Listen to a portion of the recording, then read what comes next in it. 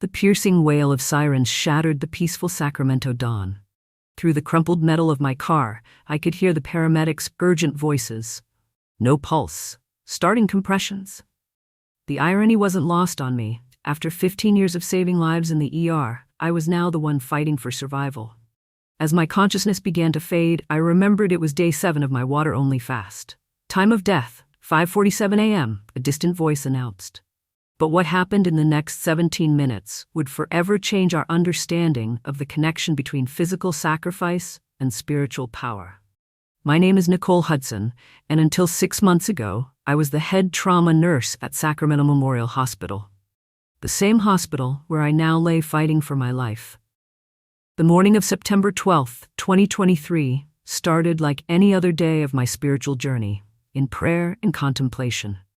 For 15 years, I had witnessed the thin line between life and death in the ER, but nothing prepared me for what I was about to experience. The rain was unusual for Sacramento in September. The gentle patter against my windshield seemed almost prophetic as I drove to our church's early morning prayer meeting. The streets were quiet, save for the occasional early commuter. My mind wandered to the patients I had treated over the years, the countless lives saved and lost, the families I had consoled, and the moments that had led me to leave my medical career for ministry. The decision to undertake a 7-day water fast hadn't been made lightly. As both a medical professional and a minister, I understood the physical and spiritual implications. What I didn't know was that this fast would become the gateway to an experience that would challenge everything I thought I knew about the connection between body and spirit. The digital clock on my dashboard read 5:30 a.m. when I turned on to Madison Avenue. The worship music playing softly in my car created a peaceful atmosphere, and I felt an unusual closeness to God's presence. Perhaps it was the 7th day of fasting that had heightened my spiritual sensitivity, or perhaps it was divine preparation for what was about to unfold. I never saw the pickup truck coming. The driver, I would later learn, had been celebrating his promotion until 4 a.m. His blood alcohol level was 3 times the legal limit. The last thing I remember was a flash of headlights and the sickening sound of metal crushing metal. In that split second, all my medical training told me what was about to happen. Severe impact, probable internal bleeding, possible cardiac arrest. But what happened next defied all medical explanation. As a nurse, I had heard countless stories of near-death experiences, always maintaining professional skepticism. But in the next 17 minutes, I would experience something that would bridge the gap between my medical background and my spiritual calling. Something that would transform not just my life, but the lives of countless others. The impact came from the left, a force so violent it felt like being hit by a freight train. The pickup truck had run the red light at over 60 miles per hour, turning my sedan into a twisted cage of metal and glass. Time seemed to slow down as my medical training kicked in, cataloging what was happening to my body with clinical precision. Multiple ribs fractured on impact. The steering wheel compressed my chest, likely causing severe internal trauma. I could taste blood, probable pulmonary hemorrhage. My medical mind was still analyzing even as consciousness began to slip away. Female, mid-40s, severe trauma, unresponsive. The paramedic's voice seemed to come from far away. I recognized him, James Martinez, whom I had worked with countless times in the ER. Now he was fighting to save my life. His experienced hands moving with practiced urgency. BP dropping, no radial pulse, starting compressions. Another familiar voice, Sarah Chen, the best EMT in Sacramento County. I wanted to tell them I could hear them, that I understood exactly what was happening. But my body remained motionless as they worked. Through my fading consciousness, I was acutely aware of the growing crowd of first responders. Police officers redirecting traffic, firefighters working to stabilize my crushed vehicle, paramedics establishing IV lines and monitoring vital signs. And there, sitting on the curb with his head in his hands, was the driver of the pickup truck, barely older than my own son. "She's not responding to epinephrine," James's voice carried an edge of desperation. As a trauma nurse, I had been in his position countless times, fighting against time to save a life. Now I was experiencing it from the other side. The pain had subsided, replaced by an overwhelming sense of peace.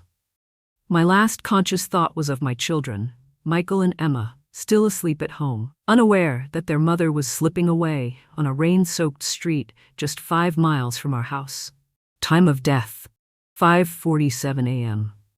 The words hung in the air, heavy with finality, but something extraordinary was happening. Though my physical body lay still on the asphalt, my consciousness remained intact. There was no tunnel of light, no deceased relatives waiting to greet me, just a profound sense of clarity and awareness. I could see everything happening around my body with perfect detail. The grief-stricken face of James as he called the time. Sarah wiping tears from her eyes while continuing to monitor the equipment. The young truck driver being questioned by police officers, his hands shaking as he failed a field sobriety test. But what struck me most was the golden threads of light I could now see, invisible to physical eyes, extending from my body upward into the heavens. These weren't the hallucinations of a dying brain. They carried a weight of reality more substantial than anything I had experienced in my physical life. As a medical professional, I had always approached near-death experiences with scientific skepticism. But what was happening now defied all medical explanation. I was about to witness something that would bridge the gap between my scientific understanding and spiritual faith, something that would forever change how I viewed the connection between body and spirit. The transition was unlike anything I had experienced in my years of medical practice. While my body remained on Madison Avenue, my consciousness entered a realm of profound clarity.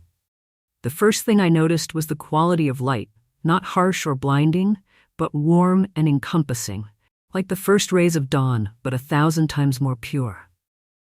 In this state, my perception extended beyond normal limits.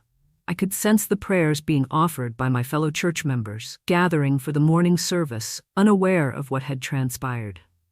Their words seemed to create tangible ripples in the atmosphere around me, each prayer forming a distinct pattern of light and energy. Then I heard his voice, not audible in the physical sense, but resonating with an authority that penetrated to the core of my being. "Nicole," the voice said, carrying both infinite power and tender compassion. I knew instantly, with unshakable certainty, that I was in the presence of Jesus. His appearance defied description in human terms. The overwhelming impression was one of absolute love, combined with absolute authority. His eyes held depths of understanding that made me feel completely known, yet completely accepted. This wasn't the gentle Jesus of children's Sunday school pictures. This was the King of Kings, yet approachable in his majesty. "Watch," he commanded, and suddenly my perspective shifted. I could see golden threads of light extending from earth to heaven, each one representing a person engaged in genuine prayer and fasting. From my position, I could see how these connections formed a vast network, creating channels through which divine power flowed into our world. What struck me most was how these spiritual pathways varied in intensity. Some were like barely visible threads, while others blazed like pillars of light. As I watched, Jesus began to explain the profound connection between physical fasting and spiritual authority. "Many of my children," he said, "do not understand the power they have access to through fasting. When you fast with a pure heart, seeking me and my kingdom, you partner with heaven in ways you cannot imagine." His words carried no condemnation, only an urgent desire for his people to understand this truth. He showed me my own fast, the 7 days I had undertaken before the accident. I could see how each day had strengthened the spiritual connection, creating a clearer channel between heaven and earth.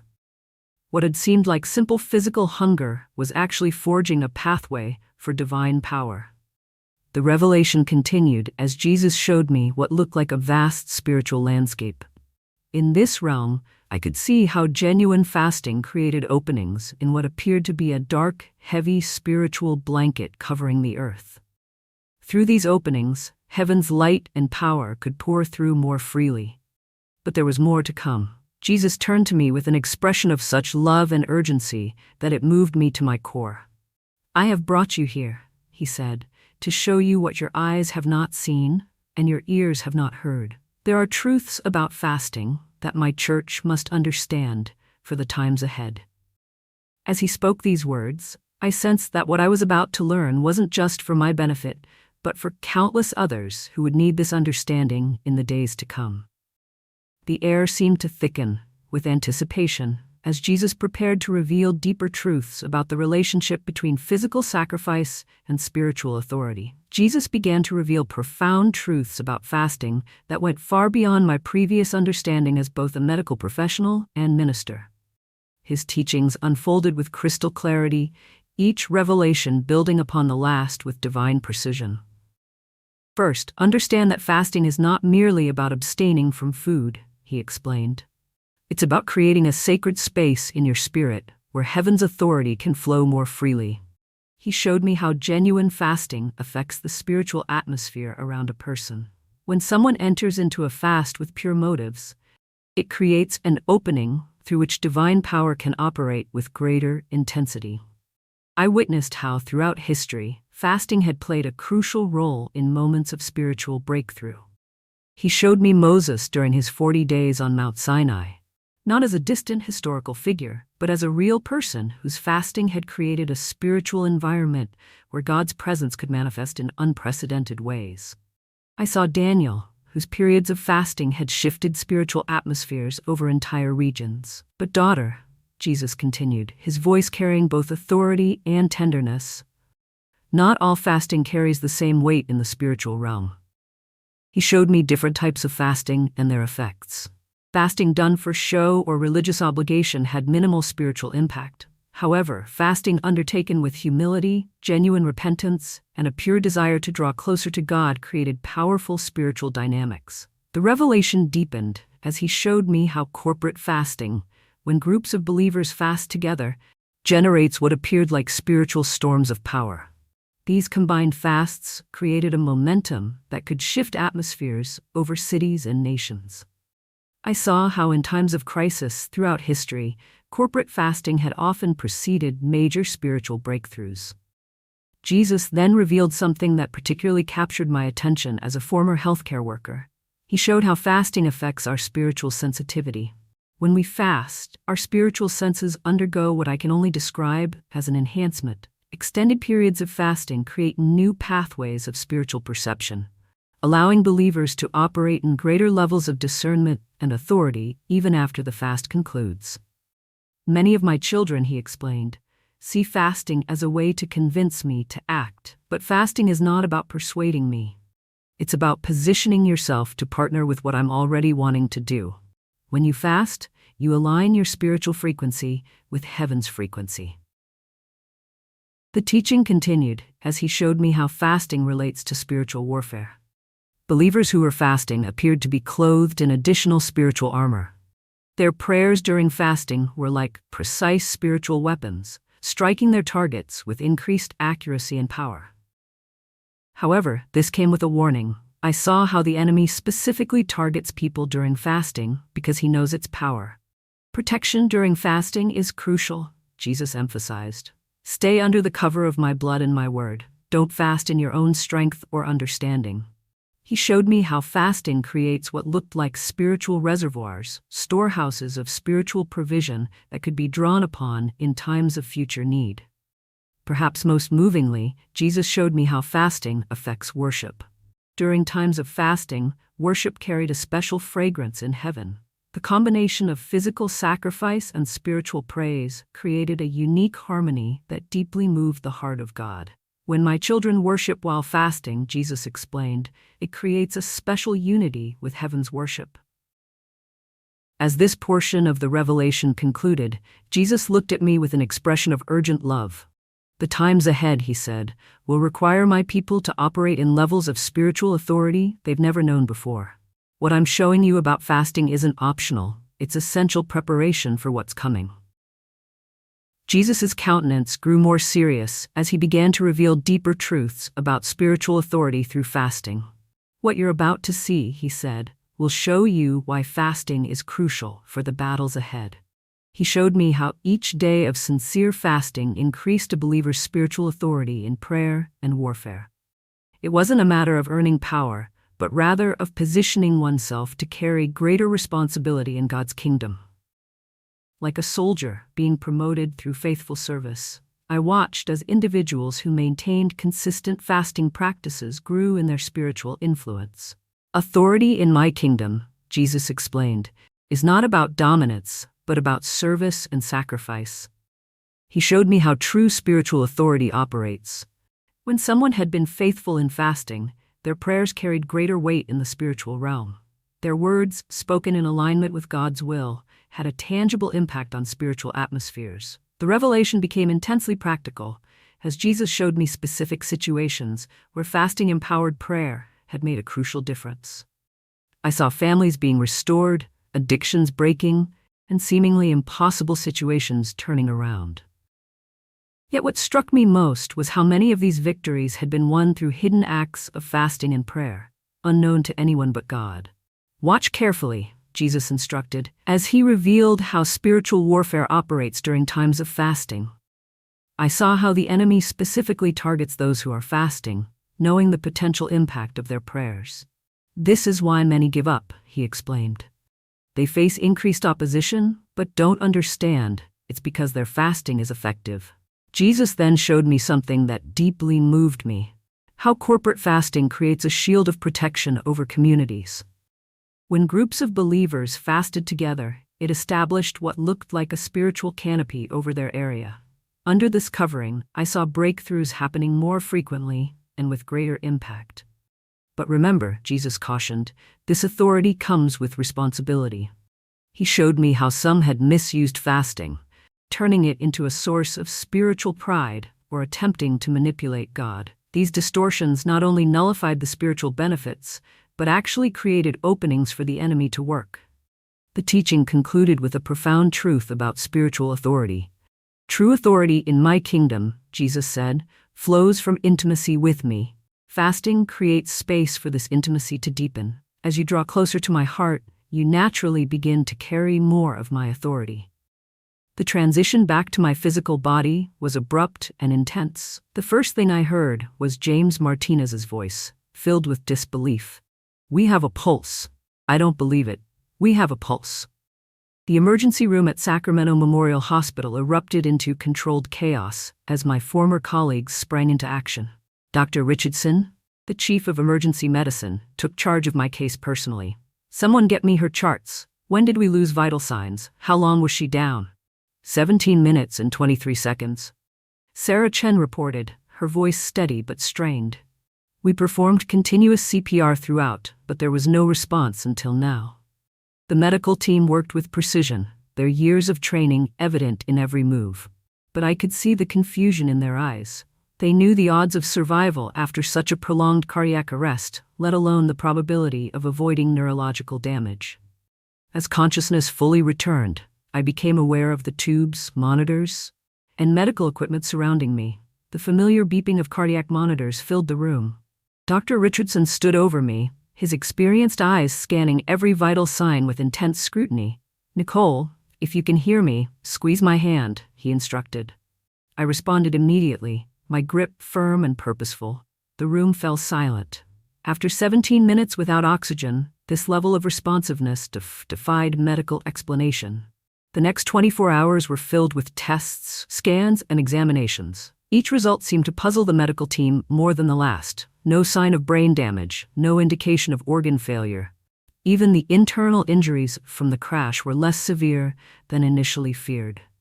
"I've been practicing medicine for 30 years, Dr. Richardson said during rounds the next morning, and I've never seen anything like this. By every medical standard we have, this recovery is impossible."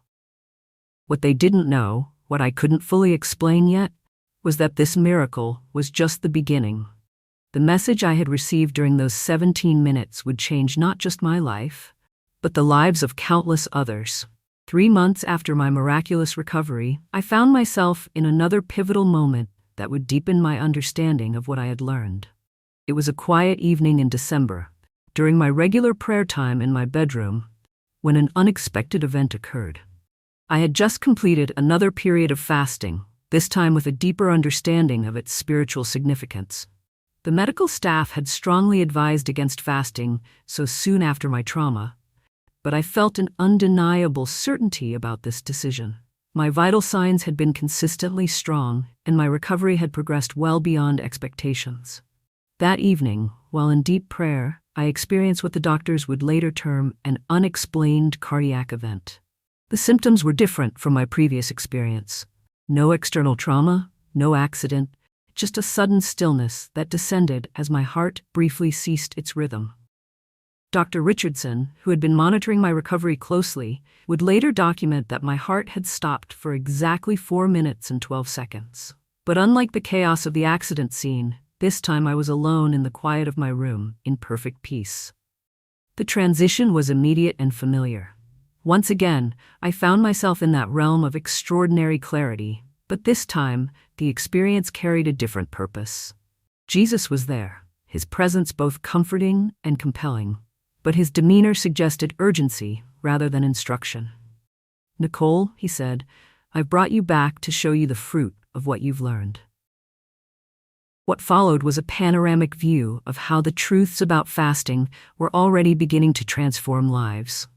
I saw people who had heard my testimony applying these principles in their own lives. Each instance of faithful fasting was creating the same golden threads I had witnessed before. Jesus showed me how my medical background had served a greater purpose. It had given credibility to the spiritual truths I was now sharing. My colleagues in the medical field, who had witnessed my inexplicable recovery, were now more open to considering the reality of spiritual experiences. "What you witnessed in your first experience," Jesus explained, "was the foundation. Now I'm showing you how these truths will build my kingdom." He revealed how each person who embraced these teachings about fasting became a point of light, their influence extending far beyond their immediate circle. The vision concluded with a sobering reminder. "The time of preparation is short," Jesus said. "What I've shown you about fasting isn't just for individual breakthrough, it's preparation for what lies ahead. My church must be ready." After sharing my experience, many people approached me seeking guidance on how to implement these profound truths about fasting in their daily lives. As both a medical professional and minister, I felt a deep responsibility to present this information in a practical, responsible manner. The first principle I emphasize is preparation. Fasting isn't meant to be undertaken impulsively. In my counseling sessions, I guide people through a process of spiritual and physical preparation. This includes setting clear intentions, arranging their schedules to accommodate times of prayer, and understanding their personal health considerations. Drawing from my medical background, I stress the importance of wisdom in fasting. Not everyone is called to extended water fasts like the one I experienced. For some, fasting might mean giving up certain meals or specific types of food. The key isn't the form of the fast, but the heart condition behind it. In our church community, we've implemented regular corporate fasting periods. These organized times of fasting have created a remarkable unity of purpose. We've witnessed numerous breakthroughs, fractured relationships restored, long-standing health issues resolved, and spiritual breakthroughs that seemed impossible before. The most significant practical application has been the establishment of prayer and fasting networks. Groups of believers coordinate their fasting schedules, creating continuous chains of prayer and fasting. The impact has been profound, with testimonies of transformation coming from throughout our community. Perhaps the most crucial practical lesson is the importance of maintaining humility. Fasting should never become a source of spiritual pride or comparison. The power lies not in our sacrifice, but in God's faithful response to hearts sincerely seeking Him. As I sit here in my office at the church, looking out over the Sacramento skyline, I'm deeply aware of how profoundly that September morning changed not just my life, but the lives of countless others. The accident that nearly claimed my life instead became a gateway to understanding truths that have transformed our entire community. The medical records of my case remain in the hospital archives. 17 minutes without a heartbeat, followed by an inexplicable recovery that continues to challenge medical understanding. Dr. Richardson still occasionally calls to check on me, his scientific mind still grappling with the implications of my recovery. But the true impact goes far beyond medical curiosity. Our church has become a center for teaching about the spiritual discipline of fasting. drawing people from across the country seeking to understand these truths. The young man who caused the accident has been sober for months now, finding his own path to redemption and healing through faith. Yet perhaps the most profound legacy of this experience is the quiet revolution it has sparked in individual lives. People are rediscovering the ancient truth that physical sacrifice, when coupled with sincere spiritual seeking, can open doors that seemed forever closed. As I conclude this testimony, I'm reminded of Jesus' final words to me. The power isn't in the fasting itself. The power is in me. Fasting positions you to partner with what I'm already wanting to do. This truth remains the foundation of everything we teach and practice. For those who feel called to explore this path of deeper spiritual connection through fasting, remember, this isn't about earning God's favor or performing religious duties.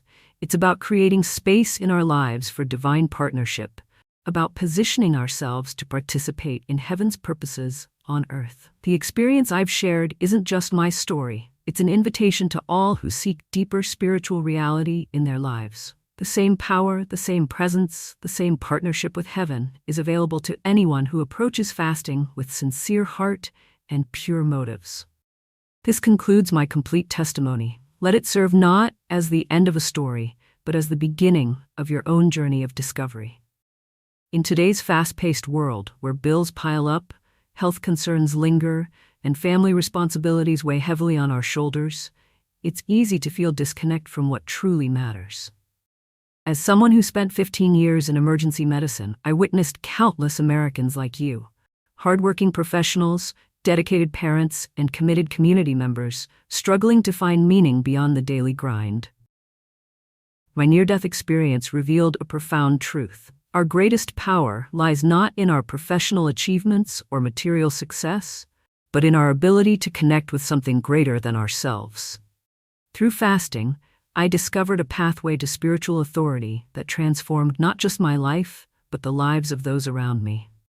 To my fellow Americans who feel the burden of responsibility, who worry about their children's future, who seek deeper purpose in their mature years, this message is for you. The same divine connection that saved my life is available to you. It doesn't require special education or status, only a willing heart and the courage to step beyond your comfort zone. In these uncertain times, as we watch our nation face unprecedented challenges, perhaps what we need isn't another self-help program or financial strategy, but a return to profound spiritual truths that have stood the test of time.